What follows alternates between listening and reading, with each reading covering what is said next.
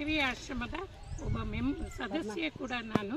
ಇಲ್ಲಿ ಯಾವಾಗಲೂ ನಾವು ತಿಂಗಳಲ್ಲಿ 1-2 ಸಲ ಬಂದು ಎಲ್ಲ ಗಿಡಗಳು ಮತ್ತು ಮಕ್ಕಳಿಗೆ ಪಾಠ ಮಾಡೋದು ಎಲ್ಲ ಮಾಡ್ತಾ ಇರ್ತೀವಿ. ಈ ಮಠದಲ್ಲಿ ಏನು ಸೇವೆ ಸಿಗುತ್ತೋ ಆ ಸೇವೆಯನ್ನು ಮಾಡ್ಕೊಂಡು ಬಂದಿದ್ದೀನಿ.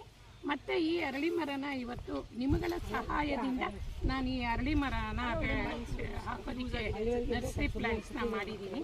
ಇದು ಏನು ಉಪಯೋಗ ಅಂತಂದರೆ, ಒಂದು ವಾರ ಒಂದು 4-5 ಎಲೆಗಳನ್ನು ಉಪಯೋಗಿಸಿ ತೊಳೆದು ಚೆನ್ನಾಗಿ ಇದು ಮಾಡಿ ಒಂದು ನಿಮಿಷ ಕುದಿಸ್ಬಿಟ್ಟು ದಿನ ಬರೇ ಹೊಟ್ಟೆಯಲ್ಲಿ ಕುಡಿದ್ರೆ 1 ವಾರ ದಿನದಲ್ಲಿ ಯಾವುದೇ ಥರವಾದ ಕಾಯಿಲೆಗಳು ಬರಲ್ಲ.